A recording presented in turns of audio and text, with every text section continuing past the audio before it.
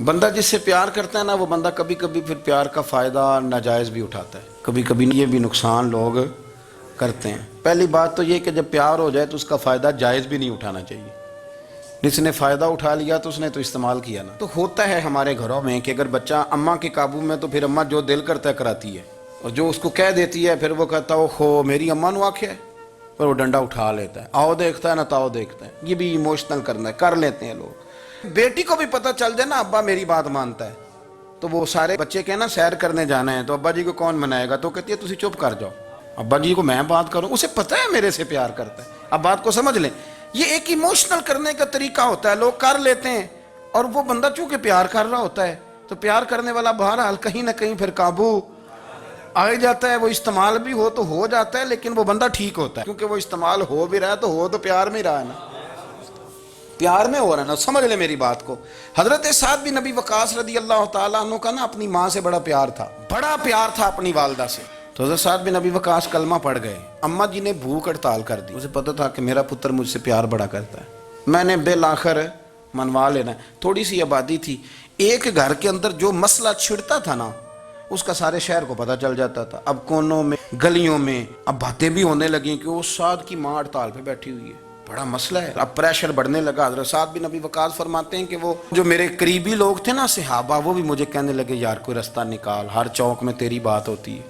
کہتے ہیں میں گھر جاتا تو گھر والے، بہن، بھائی، بچے، باپ سارے کہتے ہیں یار تیری ماں مر جائے گی۔ اب بہت بڑا ایشو ہے، ہم یہ کہہ دیتے ہیں کہ انہوں نے قربانیاں بڑی دی، لیکن آپ ذرا بات کو سمجھے نا کہ اماں بھوک ہڑتال پہ بیٹھ جائے، ایک انسان کہاں کھڑا ہو جائے گا؟ بدنامی الگ ہے، بحث الگ ہے، سیانہ بندہ، مالدار، وزادار، قبیلے والا۔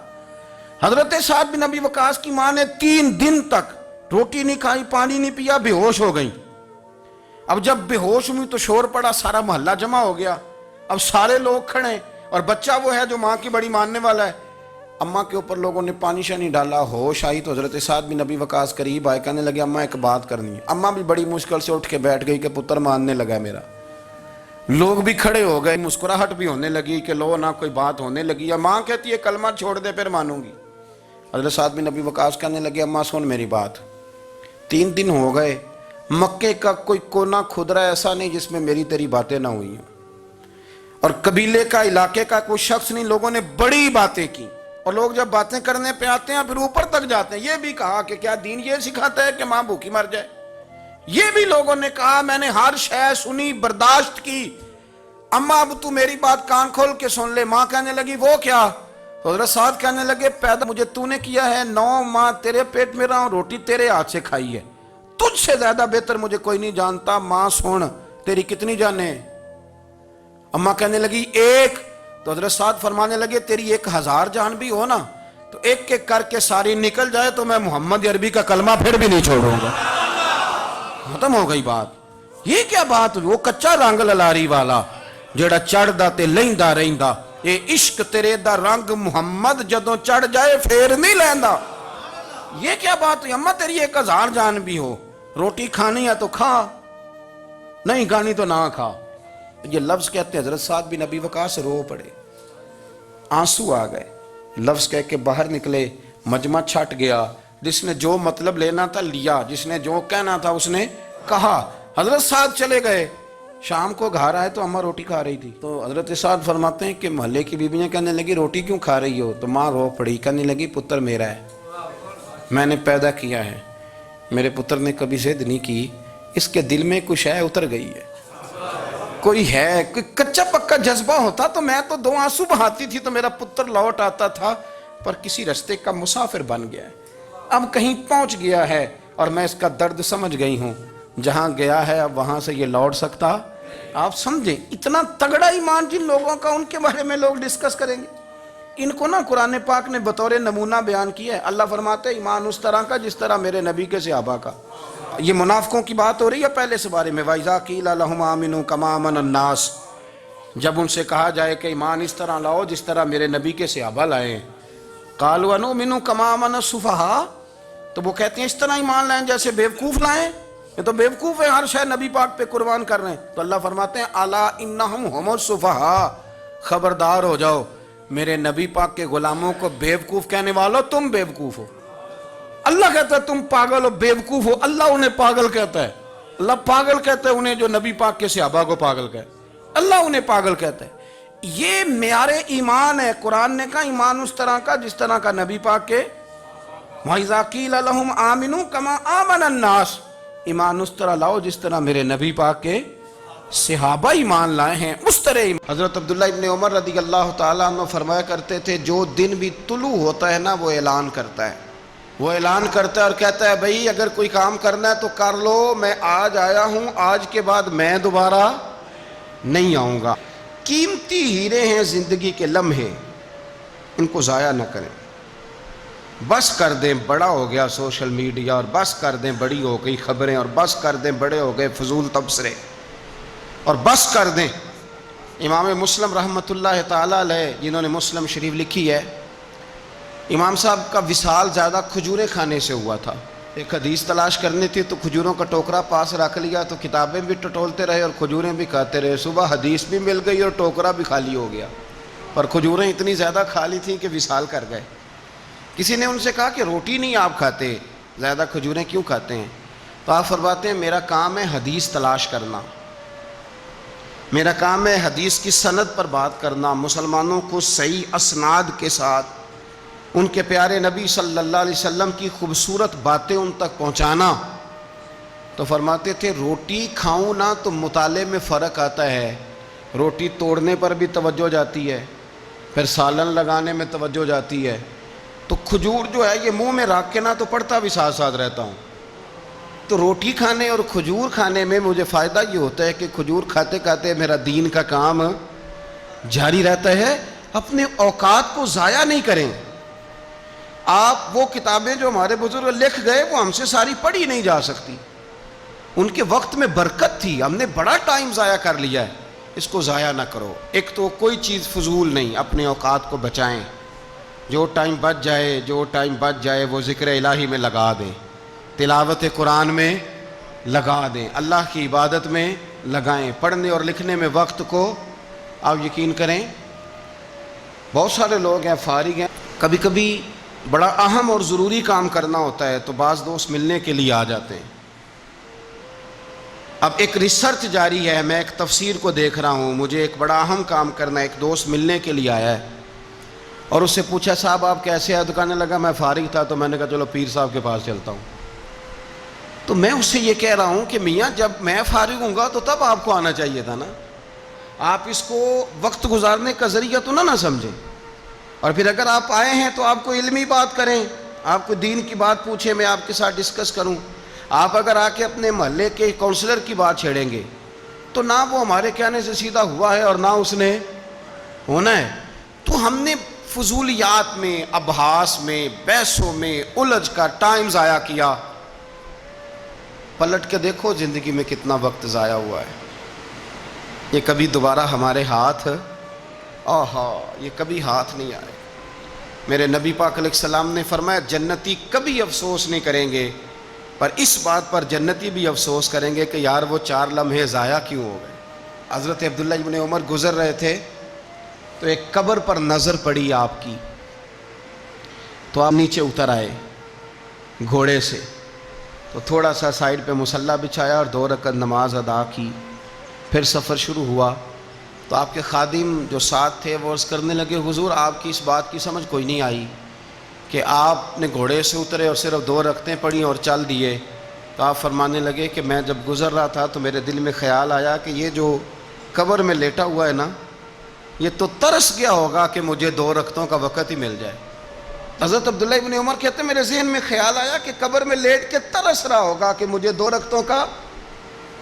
لیکن یہاں تو لوگوں نے میرے بھائی 6 گھنٹے گردنیں تھک گئیں موبائل پہ جھکی ہوئی، لیکن محمل اور فضول اور کوئی معنی نہیں اور کوئی مقصود نہیں، اور اس نے یہ کہہ دیا تو اس نے وہ کر دیا، اور اس نے یہ آج کل جو بیماری چلی ہے نا اس سے سب سے زیادہ نفسیاتی مریض وہ لوگ بن رہے ہیں جن کا تعلق موبائل اور خبروں سے زیادہ ہے. اور اگر میں کہہ دوں کہ 90% لوگوں کا تعلق ہے اس کے ساتھ تو میری بات غلط تو نہیں؟ کیونکہ ہر وقت ہم اسی کو دیکھتے رہتے ہیں، ادھر یہ ہو گیا، ادھر وہ ہو گیا، ادھر ایسے ہو گیا. تو وہ چیزیں ہماری نفسیات کو، گھروں کے اندر بیٹھے بہت سارے لوگ بیمار ہو گئے اور ذہنی مریض بن گئے. کیوں؟ اس لیے کہ انہوں نے اپنا دل نہ قرآن پاک میں لگایا، نہ تلاوت میں لگایا، نہ اذکار میں لگایا، نہ وظائف میں لگایا، نہ ہماری طبیعت ہے یہ کام کرنے کی، تو الٹا سیدھا سوچ ساچ کے تو ہم الجھ جاتے ہیں۔ یہ گھروں میں جھگڑے زیادہ کیوں ہوتے ہیں کہ بہو ذکر نہیں کرتی اللہ کا، ساس کے خلاف ہی سوچتی رہتی ہے، اور ساس ناراض نہ ہوں، ساس و سسر جن کی عمر اب اتنی زیادہ ہو گئی ہے کہ اب اگلا سٹیج دنیا سے جانے کا ہی ہے، وہ بھی اتنی توجہ کرتے ہیں کہ یہ میرا بیٹا کیا آج شام کو مٹھائی کا ڈبہ لایا ہے کہ یہاں وہ بالٹے سیب لایا ہے۔ اگر ساری توجہ ادھر دینی تھی تو اس سے زیادہ بہتر نہیں تھا کہ مصلے کو وقت دیتے؟ اتنی باریکی سے لوگوں کا خیال نہ رکھیں، اپنا خیال رکھیں۔ سارے لوگ ہی حکمت والے تھے، سارے لوگ ہی شانوں والے تھے، حضور کے ہر صحابی کی بڑی عظمت ہے۔ کیا شان ہے جناب صدیق اکبر کی، اور کیا مرتبے ہیں حضرت فاروق اعظم کی، اور کیا کمال ہے حضرت عثمان غنی کا۔ لیکن چونکہ ہر پھول کی اپنی خوشبو ہوتی ہے، جو دانائی، جو علم، جو فقاہت، جو اسلوب اللہ نے مولا علی شیر خدا کو عطا فرمایا تھا، جو شانیں اللہ نے مولا کائنات کو عطا فرمائی تھی، وہ تو حدیث آپ نے کئی دفعہ سنی ہوگی کہ حضور نے فرمایا میں علم کا شہر ہوں اور علی اس کا دروازہ ہے۔ میں آج آپ کو ترمذی کی ایک اور حدیث سناتا ہوں۔ نبی پاک علیہ الصلوۃ والسلام نے فرمایا انا دار الحکمت، انا دار الحکمت، انا دار الحکمت۔ کیا خوبصورتی ہے اور کیا شان ہے میرے نبی پاک کی۔ حضور فرمانے لگے میں حکمت کا گھر ہوں، میں حکمت کا گھر ہوں، انا دار الحکمت وعلی بابھا، میں حکمت کا گھر ہوں اور علی اس کا دروازہ ہے۔ علی اس کا دروازہ ہے، اس گھر کا جو گھر حکمت کا خود رسول پاک کی ذات ہے۔ تو حضرت مولا علی شیر خدا کرم اللہ تعالی وجہ الکریم کو اللہ تبارک و تعالی نے حکمت عطا فرمائی، دانائی عطا فرمائی، اللہ نے شانیں عطا فرمائی، ان کو اللہ تبارک و تعالی نے مرتبوں سے نوازا۔ اچھا ہمارے ہاں یہ بھی ہوتا ہے کہ جو پہلوان آدمی ہوتا ہے نا میدان میں لڑنے والا پہلوان، وہ اکثر سیاڑا نہیں ہوتا الا ماشاءاللہ۔ جو کوئی پہلوان جو ہوتا ہے وہ کئی دفعہ عقل مندی والا معاملہ اور فیصلہ نہیں کرتا، لیکن حضرت علی کا کمال یہ ہے کہ ان سے بڑا دلیر بھی کوئی نہیں اور ان سے زیادہ سیاڑا بھی کوئی نہیں۔ حضرت علی شیر خدا اتنی شانوں اور مرتبوں والے آدمی تھے کہ دلیری بھی سب سے زیادہ اور عقل بھی۔ حضرت عبداللہ ابن مسعود رضی اللہ تعالیٰ عنہ فرماتے ہیں کہ اگر حکمت کے 10 حصے کیے جائیں نا دانائی کے، تو اللہ نے 9 حصے مولا علی کو عطا فرمائے تھے اور ایک حصہ باقی ساری کائنات کو عطا فرمایا۔ بڑے فہم والے، فراست والے، دانائی۔ ایک بندہ آ گیا غیر مسلم تھا تو کہنے لگا میرے کچھ سوالوں کے جواب ہیں پر کسی نے دیے نہیں کبھی۔ پہیلیاں ہوتی ہیں نا کچھ لوگوں کے، سوال اور ہوتا ہے پر پہیلی، تو بعض لوگوں نے پہیلیاں، لیکن جن کو اللہ فہم کی دولت دے نا ان کے سامنے بھی پھر کوئی پہیلی نہیں رہتی، کوئی راز نہیں رہتا۔ تو جب اس نے آ کے بہت بڑا دعویٰ کیا کہ اگر کوئی میرے سوال کا جواب دے تو میں مان جاؤں، تو پھر مسلمانوں نے کہا کہ نہیں، تو نے بڑا ہی دعویٰ کر دیا ہے، تو شے ہی کوئی نہیں، وہاں تو بڑے بڑے مان گئے، تو ہمارے ساتھ۔ حضرت مولا علی شیر خدا کے پاس لے گئے تو اس نے بڑے بڑے مشکل سوال کیے۔ پہلی بات وہ کہنے لگا آپ مجھے 2 ایسے دوست بتائیں جن میں کبھی لڑائی نہیں ہوئی۔ تو حضرت علی کہنے لگے تو بڑے دعوے کر رہا تھا کہ میں بڑے لمبے سوال پوچھوں گا۔ وہ 2 دوست جن میں کبھی لڑائی نہیں ہوئی وہ جسم اور روح ہیں بھی اکٹھے ساتھ رہتے، دوست بھی ہیں، پر کبھی آپس میں لڑائی، بڑے بڑے گناہ کرتا ہے جسم پر، روح ناراض نہیں ہوتی، وہ ساتھ ہی رہتی ہے۔ اس کی آنکھیں کھل گئیں، اس کو تو کبھی جواب ہی نہیں ملا تھا۔ کہنے لگا اچھا وہ 2 ایسے دوست پھر بتائیں جن میں کبھی صلح نہیں ہوئی۔ تو فرمایا وہ موت اور حیات ہیں، جب موت آتی ہے تو پھر زندگی باقی، ان کی صلح نہیں ہو سکتی، اکٹھے رہ ہی نہیں سکتے۔ اللہ اکبر۔ وہ کہنے لگا یہ تو کمال ہو گئی، اب وہ ذہن کھل گیا۔ کہنے لگا جی اور پوچھ لوں؟ فرمایا تیرا ہی دعویٰ تھا 2 پوچھنے، میں تیار ہوں، تو 100 بھی پوچھ۔ کہنے لگا وہ بی بی جس نے چند لمحوں میں بچہ پیدا کر دیا، فرمایا یہ بھی کوئی مشکل بات ہے؟ وہ حضرت مریم ہے۔ ایک منٹ میں حاملہ ہوئی تھی، اگلے منٹ میں اللہ تعالیٰ نے انہیں تھوڑی سی تکلیف سے گزارا اور اگلے منٹ میں حضرت عیسیٰ پیدا ہو گئے. کوئی مشکل بات ہے؟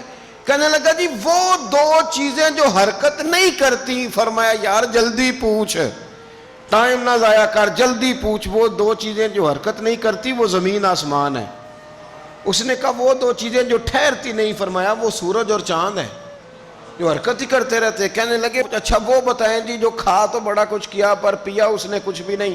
تو حضرت علی فرمانے لگے وہ حضرت موسیٰ علیہ السلام کا عصا ہے، جادوگروں کے سانپ سارے ہی کھا گیا پر پانی کا گھونٹ بھی نہیں پیا. حد ہو گئی. وہ شخص کہتا ہے علی کے جواب نے، مولا علی شیر خدا کے جوابات نے میرے اندر ہیجان پیدا کر دیا. میں نے فوراً کہا بتائیں وہ شخص جو کوئی شے نہیں. تو حضرت علی کہنے لگے جو میرے نبی کا کلمہ نہ پڑھے وہ کوئی شے نہیں. کہنے لگے وہ بتائیں جو بڑی شے ہو. فرمایا جو چاہے کہ اس کی عزت کعبے سے بھی زیادہ ہو جائے اور وہ بڑی شے بن جائے تو وہ محمد عربی کا کلمہ پڑھ جائے. گنجا تھا، کوئی شے نہیں تھی، سر پہ بال بھی نہیں تھے، رویا کرتا. اللہ تعالیٰ نے فرشتے کو بھیجا، تجھے کیا چاہیے؟ تو کہنے لگا بال آ جائیں اور تھوڑا مال آ جائے. فرشتے نے ہاتھ پھیرا تو بال بھی آ گئے تو بکریاں بھی آ گئیں، لائنیں لگ گئیں، مال ہی مال ہو گئے. دوسرے کے پاس گیا، وہ کوڑا تھا، اس کو جا کے کہا کیا چاہیے؟ کہنے لگا شفا ہو جائے اور کچھ اللہ تعالیٰ آسانی کر دے. شفا بھی ہو گئی، گائیں بھی دے دی، بھینسیں بھی دے دی، مال ہی مال ہو گئی. پھر ایک کے پاس گیا، وہ اندھا تھا، تجھے کیا چاہیے؟ اس نے کہا آنکھیں مل جائیں اور کچھ ساتھ اللہ مال دے دے. اونٹ ہی اونٹ ہو گئے. جب بڑا نواز دیا تو پھر مالک نے امتحان لینے کا ارادہ کیا. یاری تیری سونا ہے پر آزمائشاں بھی تیریاں اگ، آزمائشاں تیریاں، صحیح کہہ رہا ہوں، آزمائشاں تیریاں، یاری تیری سونا ہے پر آزمائشاں تیریاں. اے سونا پرکھیا جاوندائی پہلو نال لگاں دے لگ. اللہ نے فرمایا آزمائش کرو. سب سے پہلے گنجے کے پاس آئے، اسے کہا اللہ کے رستے میں کچھ دے. کہنے لگا میرے خرچے ہی بڑے، دیکھو تو صحیح کتنی مشکل میں وقت گزارتا ہوں، حال ہی کوئی نہیں. تو اس نے کہا میں نے تو سنا ہے تو گنجا اور بھوکا ننگا تھا. کہنے لگا میں تو جدی پشتی رئیس اعظم ہوں، تجھے کس پاگل نے کہا ہے بھاگ جا؟ اس نے کہا اچھا جیسے تو تھا ویسے ہی ہو جائے. کھیت کھلیان اجڑ گئے، پھر سے گنجا ہو گیا. حضور علیہ السلام فرمانے لگے، پھر وہ اس کے پاس گیا جو کوڑا تھا، اسے کہا کچھ دے. کہنے لگا خرچے ہی بڑے. اب پوچھ لیں کسی امیر آدمی سے، کہے گا چکی کے نیچے ہاتھ ہے میرا، میرے سے زیادہ تو اب پریشان بندہ ہی کوئی نہیں. کیا بتاؤں آپ کو، اتنا ٹیکس ہے، اتنا جرمانہ ہے، فلانی شے، بڑا کچھ گنواتے ہیں لوگ. اس نے کہا میں نے تو سنا تو پہلے کوڑا تھا. اس نے کہا جا دوڑ جا، میں تو رئیس اعظم ہوں، دادا بھی پردادا بھی اور ساری نسل ہی. اس نے کہا اچھا جیسے تو تھا ویسے ہی ہو جائے. پھر وہ گیا اندھے کے پاس اور جا کے کہا اللہ کے نام پہ کچھ دے. تو کہنے لگا رب کے نام پہ؟ یہ کھڑے ہیں اونٹ، جتنے تیرے دل کرے لے جا. اس نے کہا کیا معنی اس بات کا؟ کہنے لگا یار تجھے کیا بتاؤں، میں تو اندھا تھا، میں نے تو کبھی دنیا دیکھی نہیں تھی. پھر اس کریم نے فضل کیا تو مجھے بڑا کچھ دکھایا. میں کیا بتاؤں، میرا دل کر رہا ہے کہہ دوں کہ پھر اس نے کعبہ دکھایا، پھر اس نے روضہ رسول دکھایا، پھر اس نے ریاض الجنہ کے سجدے دکھائے، پھر اس نے اپنے محبوب کے دروازے کی رونقیں دکھائیں. اس نے بڑا کچھ دیا، اس نے بڑا نوازا. میرے پاس تو شاید میں بدکار پرانا خادم، کسے در ملی نہ ٹوئی. ایت واصف یار نے نظر جو کی تھی پھر واصف ہی ہوئی. یہ تو اس کا کرم ہوا. تو یہ وہ کہنے لگا تو اللہ کے نام پہ جان مانگ، میں وہ بھی دینے کو تیار. میرے پاس تو شے ہی کوئی نہیں تھی، مجھے تو اپنا پتہ ہے، میں تو کوئی شے نہیں تھا، کچھ نہیں تھا میرے پاس. یہ تو ان کا کرم ہے کہ رخ ان کا ادھر ہے، اور مختصر سی میری کہانی ہے، یہ جو بھی ہے ان کی مہربانی ہے. تو وہ کہنے لگا میں بھی کچھ لینے نہیں آیا تھا، تیری آزمائش ہی کرنے آیا تھا. تیری عزتیں بھی سلامت رہیں گی، تیرا مال بھی سلامت رہے گا، تیری شفا بھی. اپنی زندگی میں کبھی بھی اللہ کی بارگاہ سے توجہ ادھر ادھر نہ کریں. چھوڑیں لوگ کیا کر رہے ہیں، دنیا کیا کہہ رہی. کبھی بھی اپنی توجہ دائیں. ہمارا یہ مسئلہ بن گیا کہ ہماری سیاست ہے، ہماری دنیا داری ہے، ہم بندوں کو راضی کرنا چاہتے ہیں. ہم دیکھتے ہیں کون کس طرح، اور آپ یقین کریں آپ تھک جائیں گے، بندے راضی نہیں ہوں گے، وہ نہیں راضی ہوتے. آپ ان کو منا کے لائیں گے تو ادھر والے نکل جائیں گے، ادھر کو منائیں گے تو ادھر والے نکل جائیں گے. اس چکر سے باہر آئیں، اس رب کو راضی کریں جو فرماتا ہے ان الذین آمنوا وعملوا الصالحات سیجعل لهم الرحمن ودا. فرمایا تو ایمان لانے کے بعد نیک عمل کر، میں لوگوں کے دلوں میں تیری محبت پیدا کر دوں. رحمان لوگوں کے دلوں میں محبت ڈال دے گا، اللہ لوگوں کے دلوں میں۔ اپنی نظر ہمیشہ اپنے رب پہ رکھیں، اتنی لمبی چوڑی دنیا داروں سے امیدیں نہ وابستہ کریں۔ میں نے دیکھا ہے لوگ کاسا لیسی کرتے ہیں، کبھی اس کے دروازے پہ کبھی اس کے دروازے پہ، ان چکروں سے باہر آئیں اور اپنے رب کی بارگاہ کی طرف توجہ کریں، استغفار شوق سے پڑھا کریں۔ اور اکیلے میں نا، اکیلے میں رئیس المتکلمین مولانا نقی علی خان صاحب رحمۃ اللہ نے لکھا ہے کہ فرعون 500 سال حکومت کر گیا۔ فرماتے اصل وجہ یہ تھی کہ دنیا جب سو جاتی تھی نا تو اوپر چادر لے کے تو مصلے پہ بیٹھ جاتا تھا اور ہاتھ باندھ کے کہتا تھا رب تو ہی ہے، میرا پردہ نہ کھولنا، مالک تو ہی ہے، کرم نوازی کرنا، میری پکڑ نہ کرنا۔ وہ بے ایمان ہو کے اگر 500 سال ہاتھ باندھے تو گزارا کر لیتا ہے، تو ایماندار ہے۔ پر مسئلہ یہ ہے کہ تو رات کو بکل مار کے ہاتھ نہیں نہ باندھتا، تو منت نہیں کرتا، تو استغفار نہیں کرتا۔ توبہ کریں تو بچے رہیں۔ وہ اتنی لمبی حکومت کر گیا چونکہ رات کو کہتا تھا مالک رب تو ہی ہے، لیکن مہربانی فرما، میری پکڑ نہ فرما، تو اللہ نے تو اس کو مہلت دے دی۔ کافروں کو آج بھی مہلت دی ہوئی نہیں رب نے۔